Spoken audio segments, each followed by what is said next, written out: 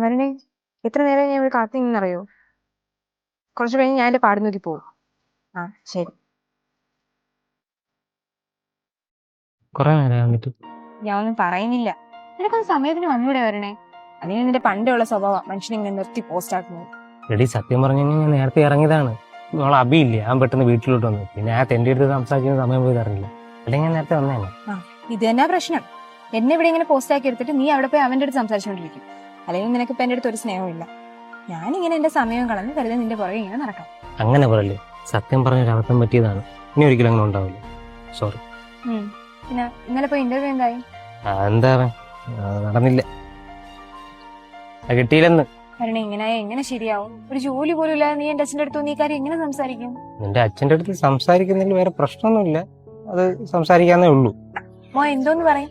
എനിക്കൊരു ജോലി പോലും ഇല്ല, അച്ഛന്റെ പെൻഷൻ കാശ് വെച്ച് ഞങ്ങൾ രണ്ടുപേരും കൂടി ജീവിച്ചോളാം. അത് ശരിയാണല്ലേ. പറഞ്ഞപ്പോഴേ നിന്റെ അച്ഛൻ 1 വർഷം കഴിഞ്ഞ് റിട്ടയർഡ് ആവല്ലേ? പോലീസിനാണ് നല്ല പൈസയും കിട്ടും. പിന്നെ നമുക്ക് ഇനി എന്ത് വേണം? പോടാ വേണ്ടി ഇത് പറഞ്ഞോണ്ട് നീ അങ്ങോട്ട് ചെല്ല്, നീ ഇടിച്ച് പഴിപ്പിക്കും. എനിക്ക് കുറച്ച് സമയം കൂടെ നല്ല എന്തൊക്കെയാലും സെറ്റ് ആവും. എന്നിട്ട് ഞാൻ നിന്റെ അച്ഛൻ്റെ അടുത്ത് സംസാരിച്ചോളാം. ഉറപ്പാണോ? വിശ്വസിക്കാവോ? ഇത് നടന്നില്ലെങ്കിൽ ഞാൻ വേറെ വീട്ടിൽ പോകും കേട്ടാ. ഇല്ലടി, ഉറപ്പാണ്. ഇനി ഒരു പക്ഷേ എനിക്ക് ജോലി കിട്ടിയില്ലെങ്കിലും ഞാൻ വലിയ റെയിൽവേയിലാണെന്നാ പൈലറ്റാണെന്നാലും നിന്റെ അച്ഛൻ്റെ അടുത്ത് പറഞ്ഞാൽ എനിക്ക് എന്തൊക്കെയാലും ജോലി ഉണ്ടല്ലോ, നമുക്ക് അതുകൊണ്ട് ജീവിച്ചൂടെ? നീ ഒരു കാലത്ത് നന്നാവുമ്പോൾ ഞാൻ പോന്നു. ചുമ്മാ പറഞ്ഞാണ്.